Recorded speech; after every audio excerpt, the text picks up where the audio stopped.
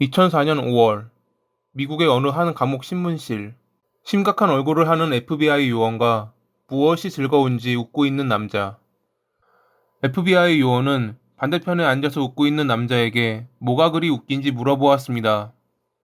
범죄 현장을 조사하는 그들이 마치 체스 게임을 하는 것 같길래 웃음이 터졌다고 말하는 남성. 이게 게임 같냐고 화를 내는 FBI 요원을 무시하고 남성은 별 신경도 안 쓴다는 듯이 다음과 같이 말했습니다. 그럼 내가 체스 마스터였군. 당신은 날 이길 수 없어. 내 관심사는 그들은 찾았나? 어디서? 시신의 상태는 어땠어? 같은 거라고. FBI를 비웃으며 자기 할 말만 하는 이 남성의 이름은 쇼 빈센트 길리스. 그는 루이지애나에서 8명을 살해한 나쁜 사람입니다.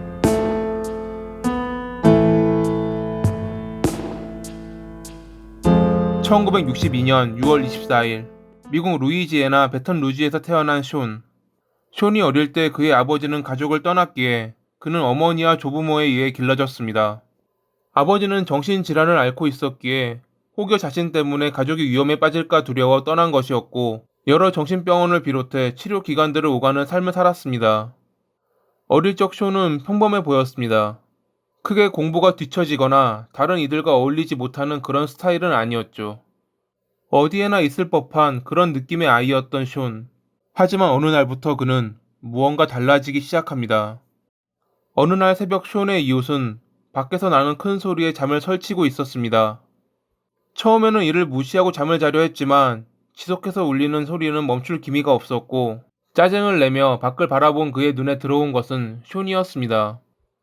쇼의 손에 들려있는 막대기와 그의 앞에 굴러다니는 쓰레기통. 쇼는 지속해서 길가에 있는 쓰레기통을 두드리고 있었던 겁니다. 평소 그러한 모습을 보인 적 없던 쇼이었기에 무슨 일이 있는지 다가가 물어볼까도 했지만, 그의 얼굴이 평소와는 달라 보였기에 이웃은 귀마개를 하고 잠을 청했습니다. 쇼의 이러한 행동은 지속됐습니다. 그것은 고등학교를 졸업하고 나서도 마찬가지였죠. 그는 나쁜 무리와 어울리며 그 나이 때 할 수 있는 모든 나쁜 짓을 하고 다녔습니다. 절도, 약물, 사탄 숭배. 그는 이 시절을 스릴을 즐겼던 시기라 표현했습니다.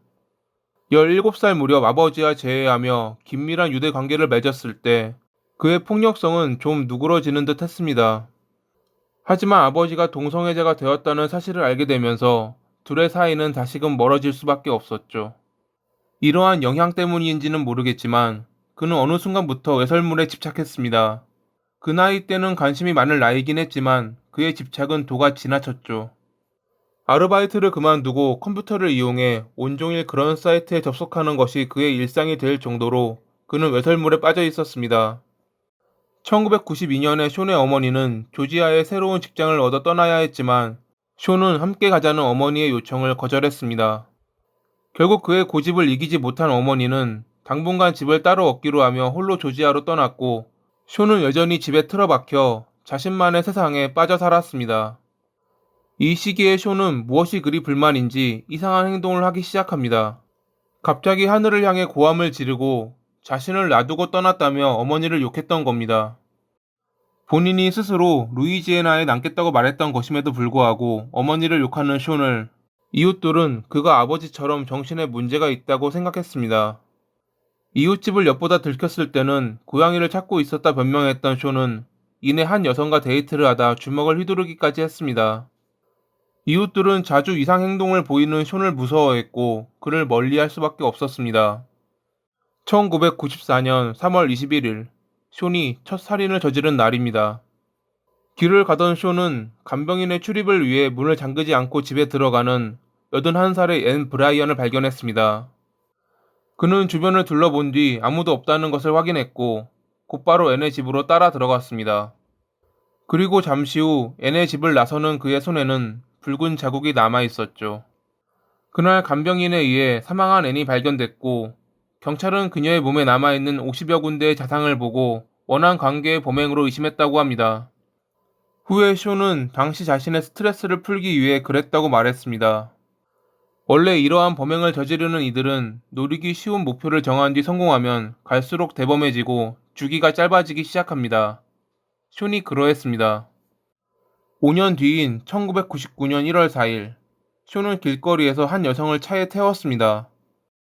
그녀에게 자신을 만족시킨다면 돈을 주겠다고 말한 쇼는 차를 사람들이 없는 장소로 몰았고 그곳에서 두 번째 범행을 저지릅니다. 4개월 후 그는 공원에서 운동을 하고 있는 하디 슈미트를 발견했고 3주간 그녀를 따라다녔습니다. 지속적인 기회를 엿보던 그는 사람이 없는 틈을 타 조깅하고 있는 하디를 차로 부딪힌 후 세 번째 범행을 저질렀습니다. 쇼의 범행은 갈수록 주기가 짧아졌고 그렇게 2004년까지 그는 8명을 살해했습니다. 쇼의 존재를 경찰이 알게 된 것은 비슷한 시기에 그와 비슷한 범행을 저질렀던 데릭 토드 리라는 남성이 체포되면서부터입니다. 처음 경찰은 데릭과 쇼의 범행을 동일 인물의 범행이라 간주하고 있었는데 2003년에 데릭이 체포된 후에도 같은 범죄가 일어났기에 쇼의 존재를 알아차렸던 겁니다. 쇼의 마지막 피해자가 발견된 쓰레기장 주변을 살피던 경찰은 최근 남겨진 듯 보이는 타이어 자국을 발견했습니다. 조사 결과 타이어는 3년 동안만 생산된 것으로 특히 베턴루지 지역에서는 총 90개만 판매된 몇 안 되는 제품이었습니다. 경찰은 90건의 판매 기록을 압수하며 구매자들에게 DNA 샘플을 얻었고 피해자들의 몸에 남은 범인의 DNA와 모두 비교 분석했습니다. 그렇게 경찰은 쇼니라는 인물에게 당도할 수 있었고 2004년 4월 29일 그는 자신의 집에서 아무런 저항 없이 체포됐습니다. 체포 당일 저녁 쇼는 자신의 범행에 대해 모두 자백했고 경찰은 다음날 그의 집을 수색했습니다. 희생자들의 사진을 비롯해 여러 증거물이 그의 집에 남아 있었습니다. 쇼는 당시 자신과 비슷한 범행을 저질렀던 데릭을 존경하는 인물로 뽑으며 그의 모든 범죄에 대해 스크랩했고 DTL이라는 폴더에 저장해 두었다고 합니다. 쇼니 10년지기 친구에게 보냈던 편지도 회수되며 법정에서 증거로 쓰이기도 했습니다. 그녀는 너무 취해서 의식불명이었어. 죽는데 1분 30초밖에 걸리지 않았지. 그녀의 마지막 말은 숨이 안 쉬어져였어. 나는 아직도 시신을 어찌 처리할지 고민 중이야. 내 잠재의식 깊숙한 곳에는 그런 황홀한 행동을 정말로 필요로 하는 무언가가 있을 거야. 처음 그는 자신의 스트레스를 풀 목적으로 범행을 저질렀다고 말했지만 어느 순간부터 자신의 범행 목적을 잃어버렸고 알 수는 없지만 내면에 있는 무언가가 그러한 행동을 요구하고 있는 것 같다며 말을 바꿨습니다. 자신의 기분이 내키는 대로 범행을 저질렀기에 다음 범행을 저지를 계획이나 일정은 없었지만 시신을 언제 어디에 유기할 것인지에 대해서는 세심한 주의를 기울였다고 말한 쇼.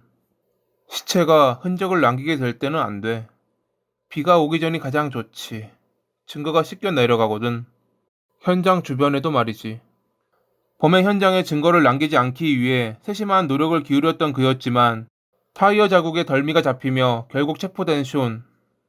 처음 3건의 범행에 대해 기소된 쇼는 스스로 5건의 범행을 더 자백했고 2008년 7월 31일에 가석방 가능성 없는 종신형을 선고받았습니다.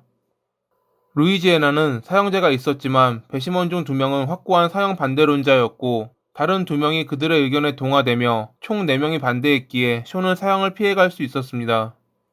사형이라는 법의 심판을 피하며 루이지애나 주립교도소에 지금도 수감돼 있는 쇼.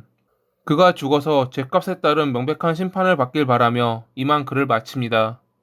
오늘도 봐주셔서 감사합니다.